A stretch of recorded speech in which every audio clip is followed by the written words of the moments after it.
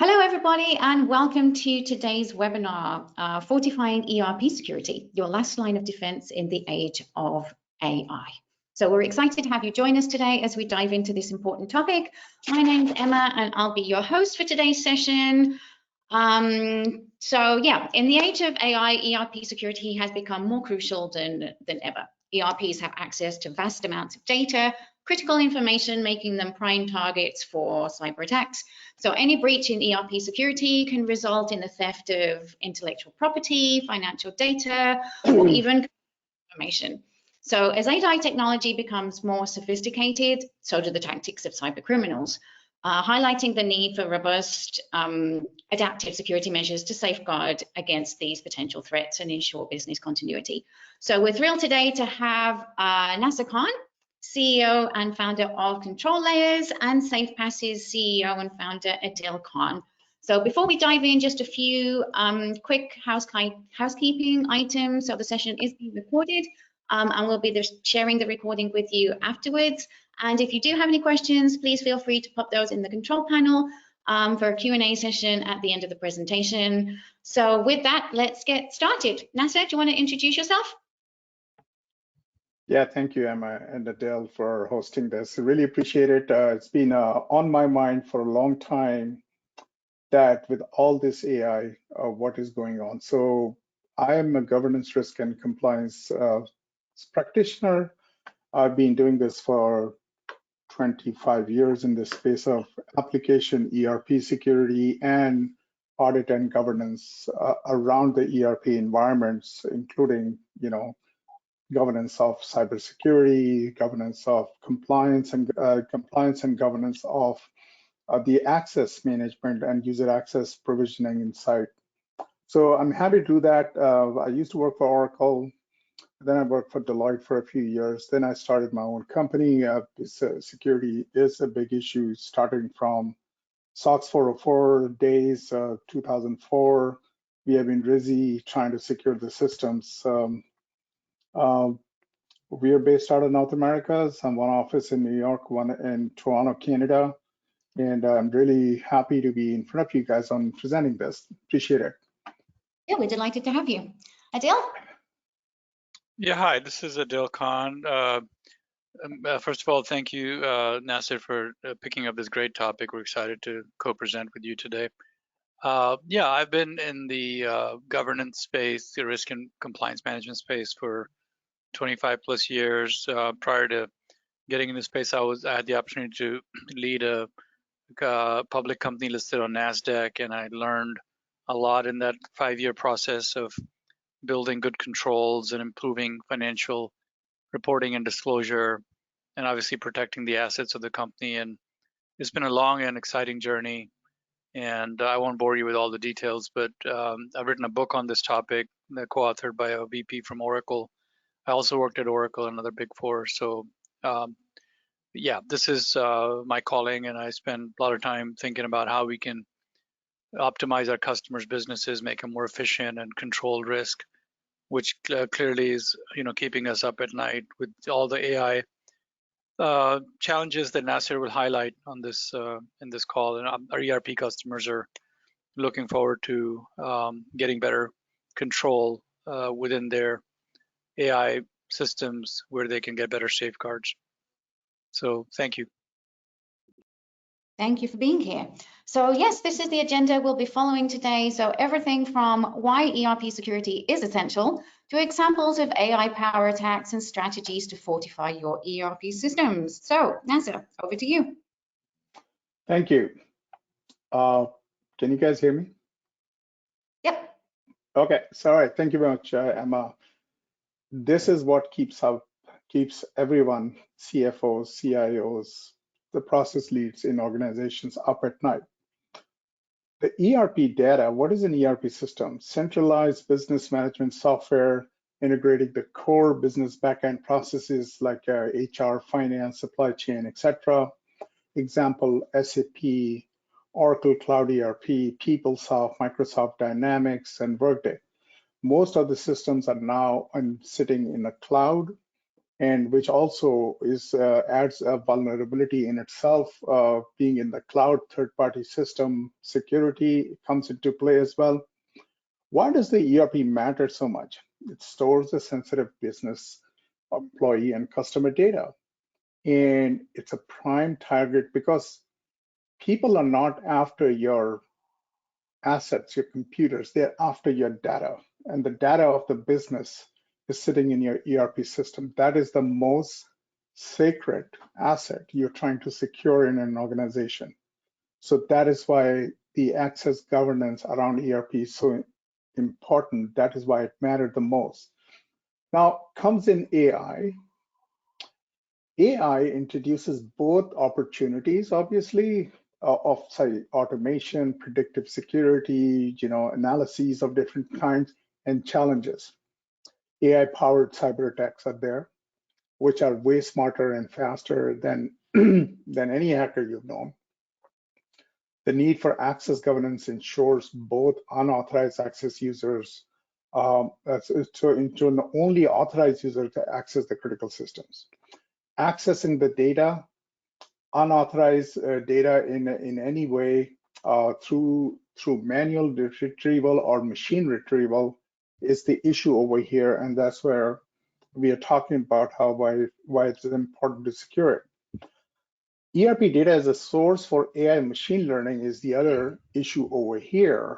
For example, not only you want to control access, people getting online access to the system, but you also want to control the access to the data produced by the ERP system, or even actually coming in the ERP system, because the data that you're producing is very likely going to be used as a source data for machine modeling from data warehouse.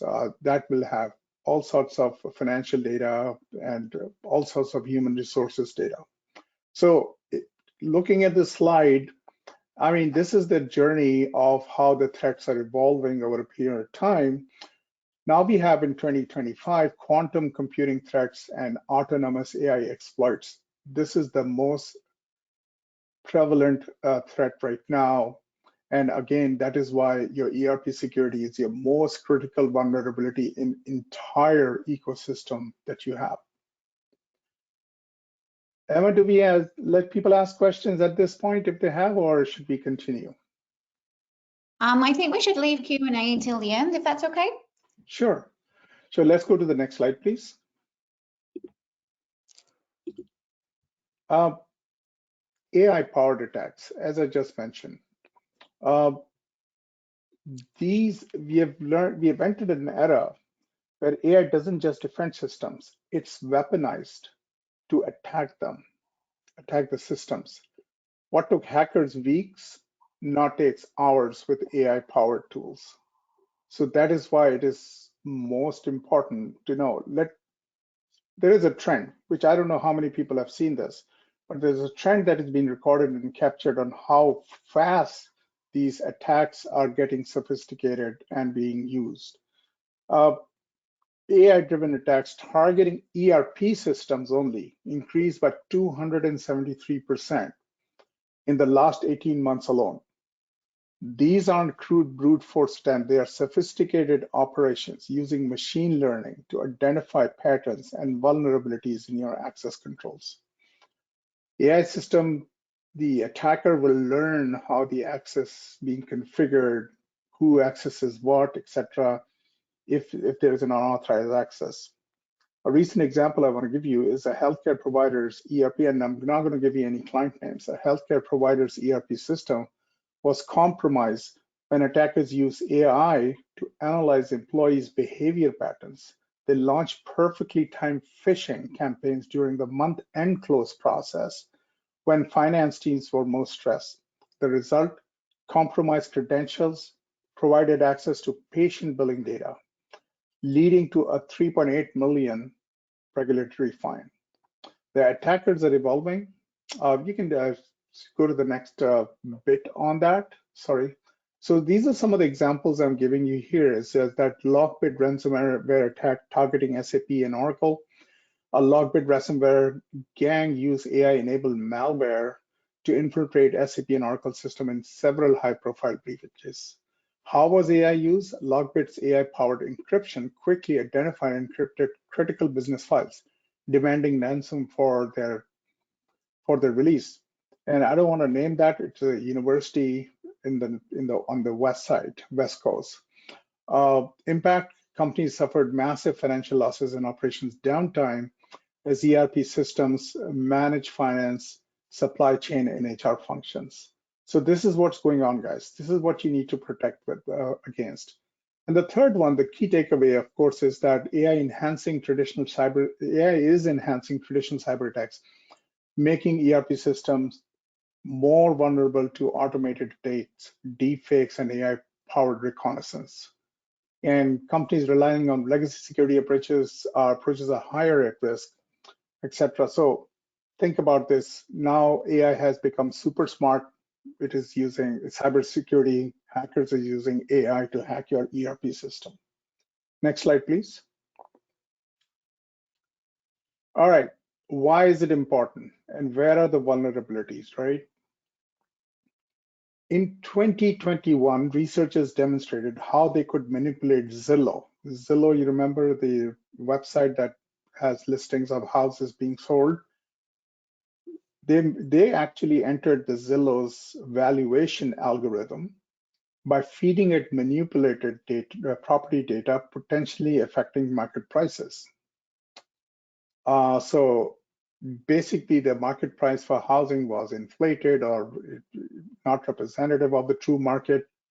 They could actually get into the algorithm that Zillow is building and predicting the market price rise in the market. That causes a lot of problem. So that's an example of data poisoning. So risk is attackers can inject malicious or incorrect data into the training data sets that are going to train the AI model, causing AI models to learn incorrect patterns. And what will that do? It will actually, if the attacker injects fraudulent supplier transaction data, AI-driven procurement decisions might favor certain suppliers unfavorably. Just an example. In 2022, 3 years ago, a healthcare chatbot trained on patient inquiry logs inadvertently revealed patient names and medical conditions. And when responding to certain questions, an HR analytics system at large corporation began generating reports that included specific salary information that could be traced back to individual employees. So that whole traceability and identifiability was possible just from gathering the chatbot data, or harnessing the data, or actually poisoning the model as well. So those are the three big exposures I can think of, but there are a lot of other risk. Data leakage is another one, because when you're actually organizing the data to go and be fed into training of an AI model, for example, is that path of ingestion from the data warehouse to the AI model secure or not? That's the other place. You can secure your ERP system, but data off the ERP system has to be secure right up to the point of ingestion in the AI model. Next slide, please. The hidden costs. So I just wanted to give you a few examples of what we are trending, and this is data based from the research companies like Gartner, Forrester, Infotech Research. They're trying to actually see what is the financial impact of inadequate ERP security. And it is not a little breach. People don't talk about it. A lot of things people don't even tell you. So this is obviously anonymized data that we have collected or has been collected, shared with us. A mid-sized financial services firm recently experienced that they initially thought was a minor ERP security incident. It's actually the final tally turned out to be $12.4 million in direct costs, regulatory penalties, and loss of business. But there is what truly alarming is every dollar spent on remediating the immediate breach, they spent $7 more addressing the downstream effects, including $30.2 million in legal fees, $2.8 million in regulatory fines, and estimated $4.5 million loss of business due to the reputational risk or damage. because obviously you're out in the papers and everybody's saying, oh, this company, we can't trust our data with them. We can't even take a user credit card with this company, for instance. So most concerning is that 83% of organizations that experience significant ERP breach discovered that attackers had access to that data for more than 140 days before they got detected. This is like almost everybody didn't know for almost 3 months that that data is exposed and being used and accessed from outside. So the question is whether you can afford comprehensive ERP security. It's whether can you afford to be without it. Next slide, please. So yeah, so how can you build your defenses, Adil?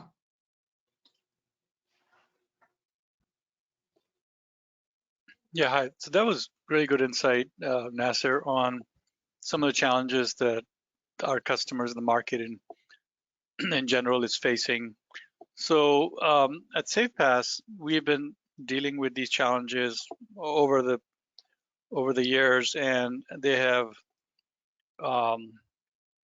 exponentially increased with some of the attacks that are coming for our customers. So our solution is to build defenses using a access governance approach that really is a zero trust approach to protecting the enterprise's biggest assets, as Nasser said, that's your data today.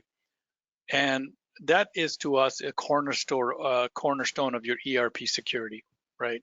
Being able to build a access governance, which is essentially a set of controls throughout your enterprise. Unfortunately, we find many organizations leave that as an afterthought. So it's always, trying to solve the immediate problem of getting, the customer orders out or adjusting your supply chain or whatever those challenges you're facing in overall macroeconomics or individual organizational challenges, getting more done with less people, right? So those are all very important things. And I think access governance should be part of that discussion because we really bring the approach that can be embedded into each of your processes where you have challenges conducting business, executing your strategy.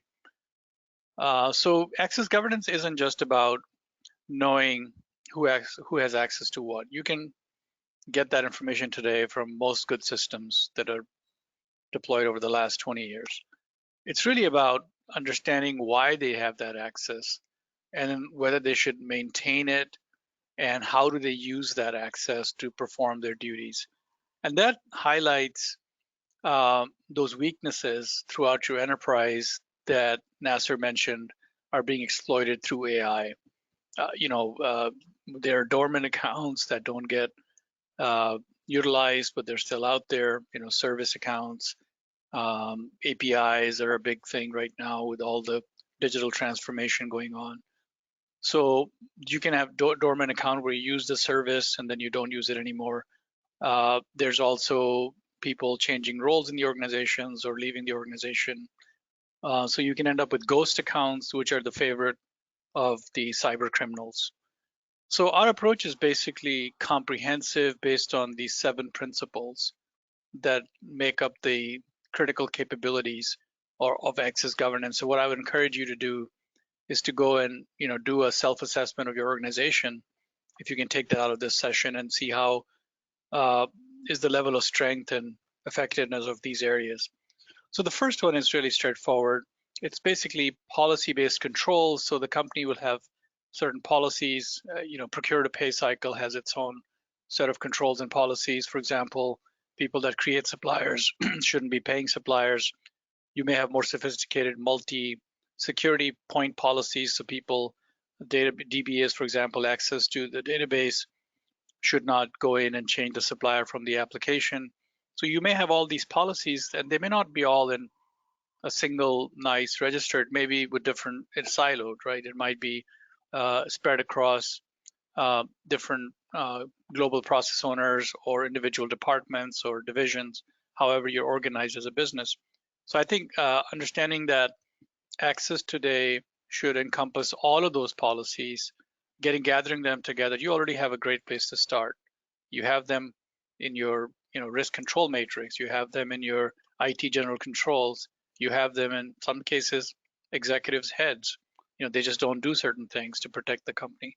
So let's put them all down into a consolidated global set of policies. And I think what you'll find by doing that, and that's what I'm going to talk about the case studies later, is that's where our customers have learned that either they have duplicate efforts they're doing some places, and some places they have gaps. So just going through that exercise that you can literally do within, let's say, a week's time, get the right people in, have a few collaborative session without getting any one outside even involved. I think you'll get a good picture of where your policies are today and where you have overlaps and where you have gaps, right? So that's kind of the first thing. Second thing is, we always say, start by looking at the toxic combinations, whether it's for financial controls and operational controls, such as segregation of duties, or it's for multi-point security for cyber risk. Because the cyber criminals are not going to just exploit one data point, right? They're going to go through your email system. They're going to go into your permissions on your, work suites, whether it's Google, Microsoft, whatever you use. They're going to look at all that structured and unstructured data before they optimize their threat.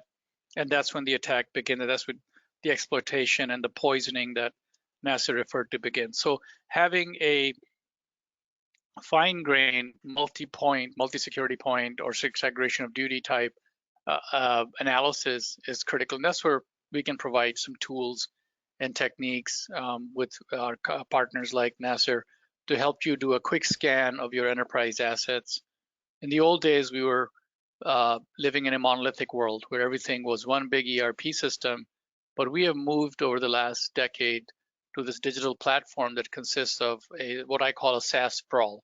And that's a term I think getting recognized in the industry, where our average customer is running 100 SaaS applications, right? So you use applications for every function today. And so you have this spread out risk, but with tools like that we provide on our platform, it can go and scan all the top high risk applications very quickly. And then our friends and partners like NASA can come in and help you, give you opinions, independent opinions of what level of risk exists and how much can you tolerate and what needs to be, for example, remediated. So that's kind of the second line of defense, or second component of this defense architecture that we're talking about. The third one is this continuous approach to it, right? A continuous review of the privileges. As I mentioned, today we're living on a digital platform, doing work on it. The privileges are in constant turmoil. You have, let's say, use Cloud ERP as an Oracle solution. Oracle's pushing new patches every quarter, and you don't have a choice. The good news is you don't have to spend all that time like you did on the on-premise applications. The bad news is you don't have a choice. So you have to now figure out how do you take all this, absorb all the information, go through your QA process, and make sure new back doors didn't get opened. And it does happen. And I have a number of cases that we can talk about that. So you've got to protect yourself. So this continuous access reviews, as opposed to once a year thing, is what we're seeing our customers adopt to build a kind of a defense, zero trust defense platform. Okay, so you gotta be able to do that on a periodic basis. Maybe you do it in a way that's automated. So we're also going to talk about how you can also leverage AI to automate some of these things without burdening the staff you already have, doing AI-driven or AI-supported reviews and so forth. The fourth is the provisioning cycle. That's a big open door. So you go through this effort of cleaning up lots of access issues and challenges.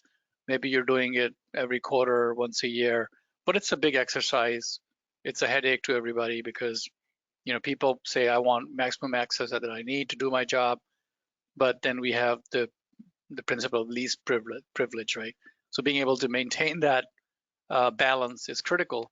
And so having a tool that checks for requests that are coming in for provisioning, against your policy that we talked about in the first step, and really maintains the controls and prevents new risks getting introduced, will protect you. And even if you're exploited with a more modern tool like the AI tools that Nasser talked about, you will have the safeguards to prevent anything getting into your organization's biggest assets, which is your enterprise data.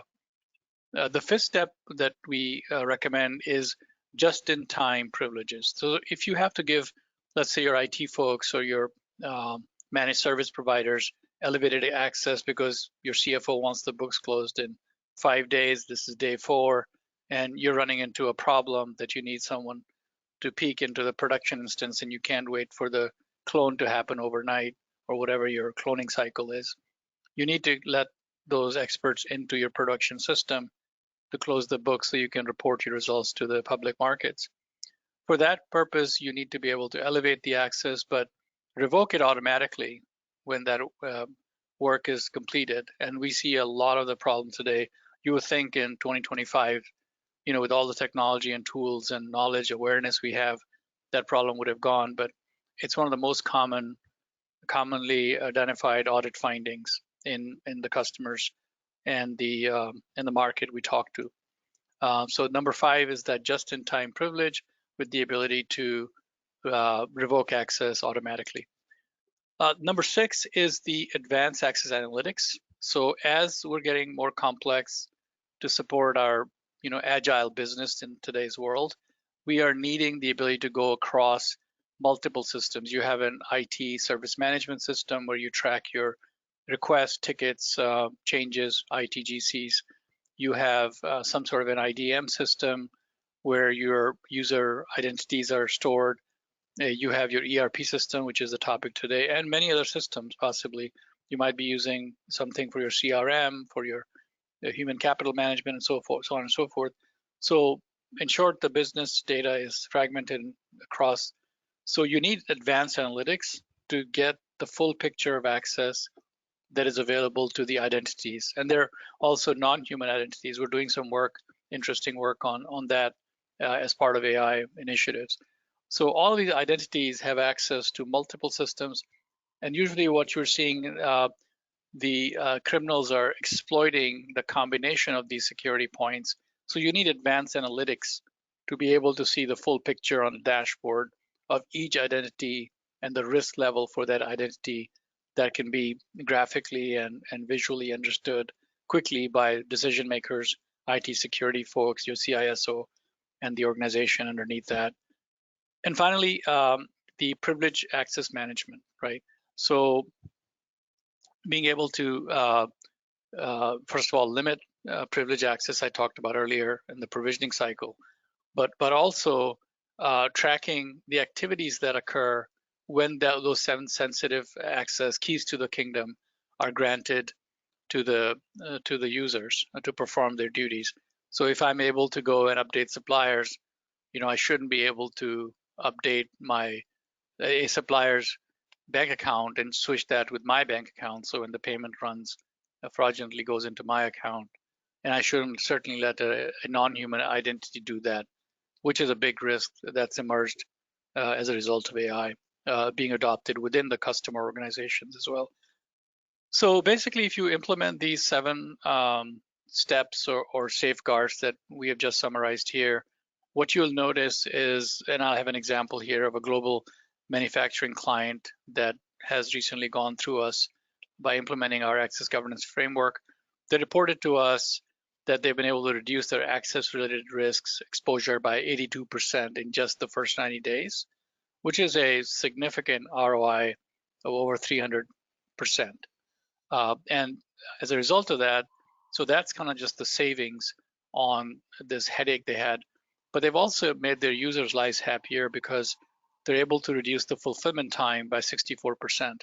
And they've been onboarding new users, and that feature just that enables them to get people more productive quicker and get to the right level of privileges they need to perform at the level that the organization needs to achieve their goals.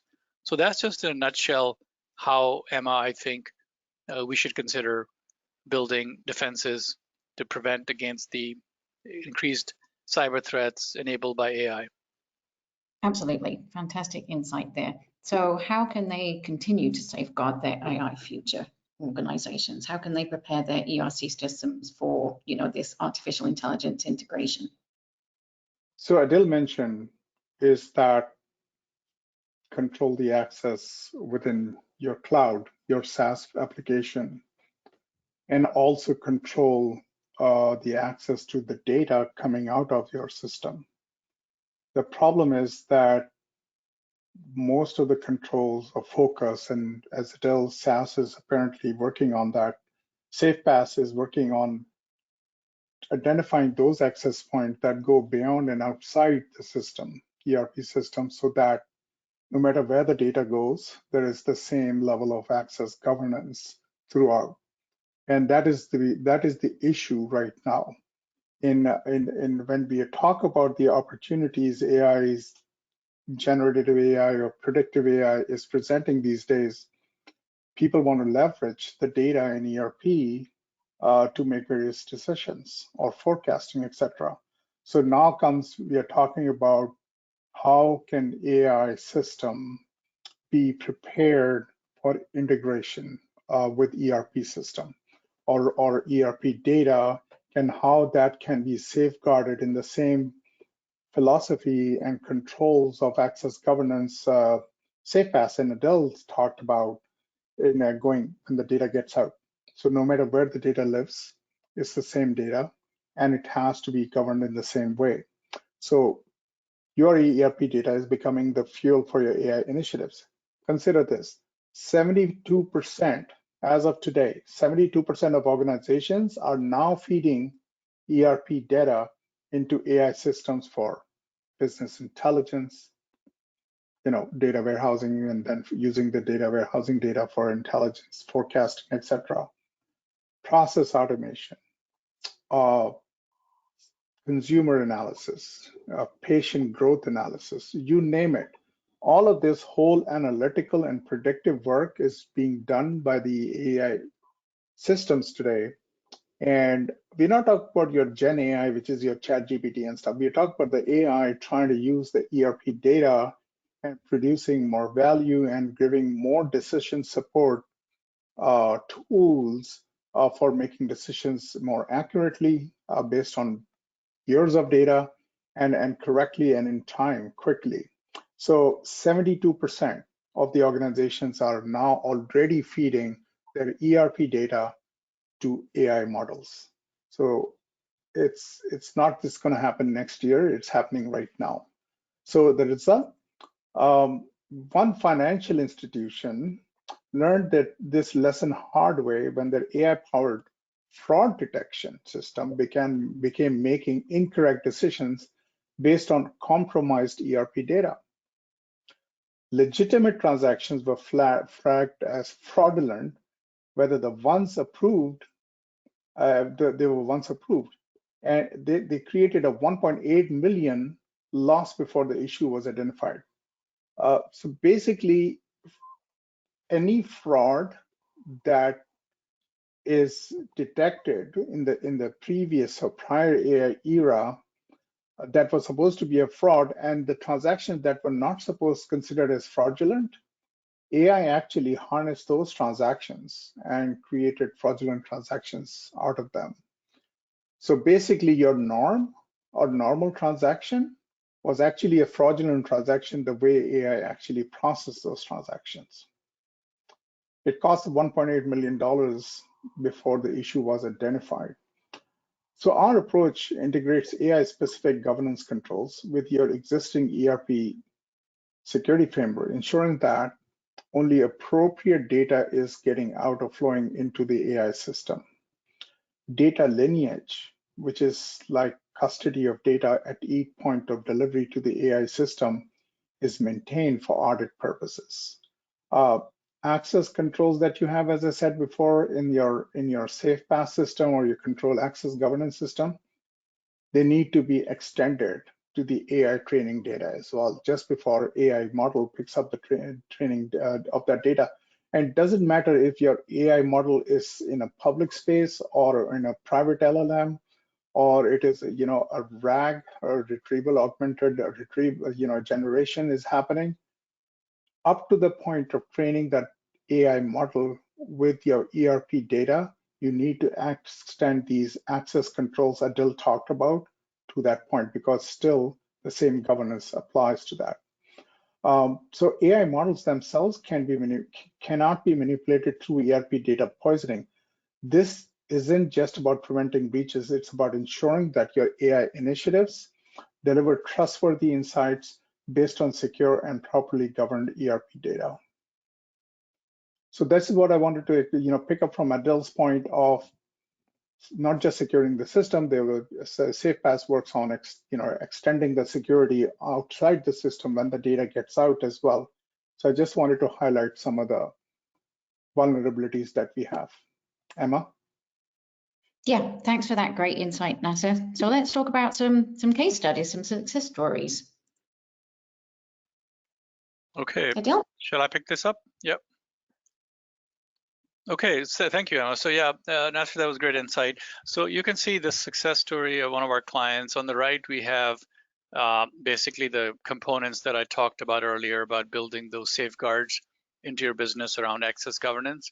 And as I mentioned, it's not just about running a report that shows user and their access. It's about those 7 key elements. And so this customer came to us, they're in financial services, and they had a number of challenges. They were doing their compliance work manually. They had to comply with financial regulations like Sarbanes-Oxley and others. They also had a separate security framework based on best practices that are well adopted by organizations based on NIST and ISO and so forth, ISO 31000, et cetera. But the challenge was the organization had grown to the point where they needed a centralized visibility. So different segments of the business within those financial services, different regions, time zones, and didn't have good visibility. So that fragmented approach across silos was no longer sufficient to give executives and the board trust that this organization can withhold a attack from cyber risk, or frankly be able to continue to remain compliant with increasing regulation from the watchdogs that look after the public markets, such as the SEC here in the U.S., Securities and Exchange Commission. So the net, I'll give you the punchline first and then give you some details to go along with that to help you apply this to your business and hopefully help you build a business case based on the business drivers I'll share here from this case study. So the net is they were able to, just in the first 90 days, take the approach where they automated a number of their manual controls to automated controls, including their access controls, but going beyond that too, which is not covered in our session today, but we also provide process level controls. Once users have access, the right level of access, and you've done this first step, you can also then improve the monitoring of your processes, and controls can be embedded into the processes to further safeguard your business. At the same time, they were able to, adopting these best practices, they were able to reduce the access management costs by a big 37%, which is a huge saving. You think about the number of people involved in access management. It's not just the 20 people in help desk around the globe. It's also the managers, hiring managers that onboard new employees and staff, or terminate access based on employment reductions and so forth. It's also the folks in compliance and audit, internal audit, as well as your external auditor's effort to review all that. So if you throw all those costs into your structure, 37% of a company that's $10 billion in revenue, this is a significant cost to doing business, even though it's a subset of the cost structure, right? So that has a direct impact on your earnings per share and your growth, and not just the EPS, but also the ability to run an agile business, get more done with less people, which is the mantra of all businesses that operate in the environment today successfully. So let me just now kind of give you a little bit of the color on how they accomplish that to help you build the case for your own organization. So from an access governance standpoint, they had to look at permissions across all their SaaS applications that are in scope for this initiative, right? So it's not just about looking at your main financial reporting solution, like let's say Cloud ERP or e-business suite or SAP or whatever that is, but it's everything that feeds into it. And if you are in any industry, you have those subsystems that really make your business special. That is your competitive advantage. So in case of finance, it's your trading desk. It's your, folks that are selling insurance policies to mom and pop across the country, agents in the field. So when you get into those specialty customer management systems, that's where, it's very important to pick the risk and prevent that from the source. And so we were able to get and scan risk at the source of creation of risk versus wait for it when it materializes in your back-end systems. So customer credit limits is a great example. Customer quality, know your customer upfront before you onboard them. All of those kinds of controls are really important that are happening in third-party systems. They're not happening in ERP, but we're able to catch that and make sure that the right people have the right level of access and they're not overriding the onboarding controls. I'm sure many of you recall the news about banks creating fictitious accounts to onboard customers and so forth. So all of that is prevented by looking at the enterprise level solution, not just a point solution that only looks at the back end within the ERP system. The provisioning process, as I mentioned, going through turmoil, going through changes where you're increasing new hires some places, you're reducing staff other places to adjust to your market demand as it fluctuates. It's a common occurrence in most of our global organizations today. You've got to go where the customers are, right? So, so they were able to automate the provisioning process and monitoring of what's being provisioned and track the timing and so forth. And that was a major win in that cost reduction around ERP using the 7 steps defense process mechanism safeguards that I mentioned earlier. And they brought into this idea of principle of least privilege, which is hard to do. It's easy to say, hard to do. And the reason for that is that, we've all felt like we need keys to the kingdom to do a good job. And that's how legacy of ERPs are. 20, 25 years ago, when I was implementing ERPs, we wanted to make our customer quote unquote happy. So we would give them all the super user access they needed, right? Not knowing that this was creating a downstream impact on security. And frankly, security wasn't such a big concern 25 years ago because everything was tucked down behind the firewall. You had to go in the office to do the work. There was no, ability to log in from anywhere in the world off your laptop, right? That just didn't exist.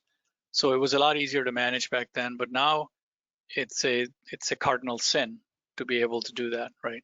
So that's something they were able to adopt, and it was a tough challenge, but with the sponsorship from the top down, we were able to accomplish that. So those were some of the wins.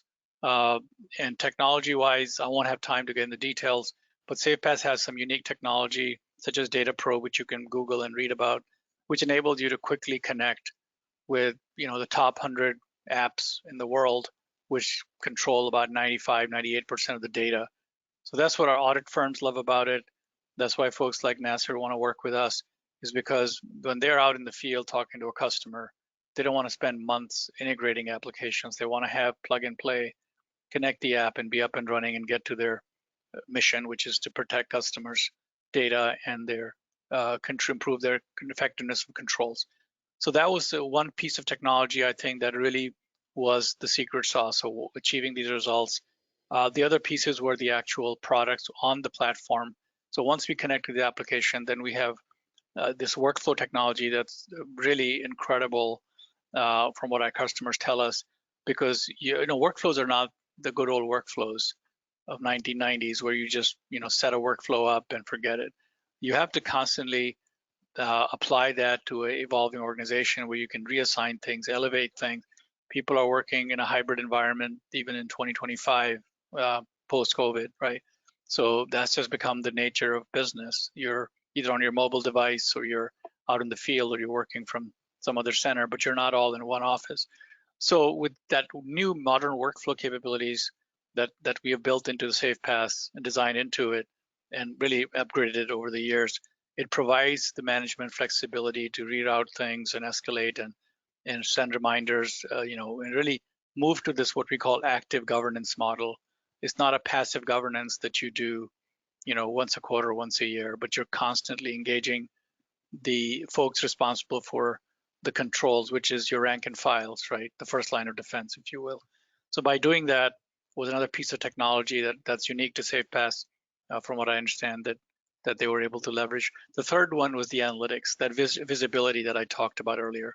So giving management, based on their roles and all the way rolling up to, the security side of your house, which is your CIS organization, the CIO side of the house, which is more controlling the applications, and then your finance and operational folks. So a combination of that gave these guys the ability to really home in on their inefficiencies, and reduce the overhead while significantly improving compliance and controls within the business. So take a look at those three elements: advanced analytics, modern workflows, and this connectivity, right? A fast and easy way to connect to all your enterprise systems. And then to remediate issues, being able to connect with your, giving you another example of connection, being able to go into your ITSM system, in this case, ServiceNow, and being able to log tickets and get ticket updates directly without human intervention, was a big win for the buyer, because they were able to point to that as a cost reduction. Nobody just wants to get up in the morning and go look at more tickets. The system is managing that for you. SafePath integrates into ServiceNow out of the box. So having that connectivity really gave them the assurances while reducing the overhead of monitoring risk in one system and tracking tickets in the other system, right? So it's working hand in glove. And then just the outcome as a result of that, I know we're running out of time. So I'd like to give you just some business benefits that are possible drivers for your organization to move forward. So I'll summarize what I've said. So visibility was number one, being able to see at the fine grain level with drill down capabilities through double clicks on what is happening within all critical systems in real time, right? At the down to the user fine grain level, with starting with the bigger dashboard pictures, geographically looking at the globe. And we have the ability to take data into existing BI systems. So I've given you 3 wins. So analytics, you might think, okay, well, I already have Power BI, whatever you have. You can keep using those tools. We'll feed all the data into your engine and provide that capability. So visibility was the big win, and that what gave management and their external audit partners the assurances that the new approach had overcome, all of that opaqueness and made it all transparent, right? Second thing I've mentioned is cost optimization. That was a huge win, because you don't have to go and do a double entry across systems. You don't have to spend months and months of running reports and then manually uploading them into another system. The traditional GRC systems worked on that principle, right? That you basically, even though you're putting your risk and controls in a GRC system, but to actually gather the evidence, you still had to go and gather that manually for each control, which sort of defeats the purpose in the modern world with everything being digital. So everything is connected, and they were able to optimize the cost savings by minimizing the ability to gather evidence to ensure that the controls are operating effectively, and then monitoring that evidence on a continuous basis. Certainly improved security by itself is a huge win. So when you improve your security and you reduce your threats, not just from outside data breaches, as we've been talking about from an AI, but also insider threats, because those still exist. And there's a lot of news out there. You guys are seeing the same news I'm seeing. as you downsize, the U.S. government is downsizing. We're seeing, things getting leaked and exposed and all that. So that was a huge win for them because they were paying a significant amount of cost to third-party managed service providers to maintain SLAs, and now they're able to run those SLAs using our tools and their internal resources, and reduce the footprint of the outsourced managed services to a right size. And the final win, which is also critical, is just letting their auditors get better data and reduce that, the cost of what I call IPE, the information provided by entity. That's a significant risk when you're running screenshots and system level reports from ERP and other systems, and your auditors have to sit down with you manually and reconcile everything, and invariably they'll find a gap somewhere. So that chatter has gone down, and that's what's led to sort of a transformation to this new comprehensive approach around ERP security and governance. There are many other examples. I know we're running out of time, so I'll briefly mention one more, and then I'll pass it back for the next steps in the session. So there's another example of a retailer that is operating in 26 countries, and they're facing audits, audit findings across their ERP landscape. And after they implemented SafePass access governance capabilities, they not only just remediated 100% of their audit findings, but also identified and addressed 147 previously unknown high risks, and the combination of those. Their CISO is recently shared some information with us, and they have been able to avoid 3.2 million in potential fraud by improving these controls. So again, they covered their downside. There's many other examples. There's a healthcare provider, where they had 42 employees that still had privileges, even though they had no longer with the company, so ghost accounts, on and on. So I'll pause here, and Emma, I'll pass it back for the next topic. Yes, so basically the roadmap that we've briefly touched on, so it involves defining clear access policies, implementing a centralized system for enforcement, automating your provisioning, deprovisioning with segregation of duty, automated checks, for example, regular policy updates, automated access reviews. So again, this is what Adil previously explained. Those 7 steps that organizations can implement to make their organizations more secure. So finally, we're going to talk about how you can protect your ERP data and safely use it in artificial intelligence. Nasser? Thank you, Emma. And Adele, those examples were very enlightening, and I remember a few of those you mentioned. Thank you very much for that.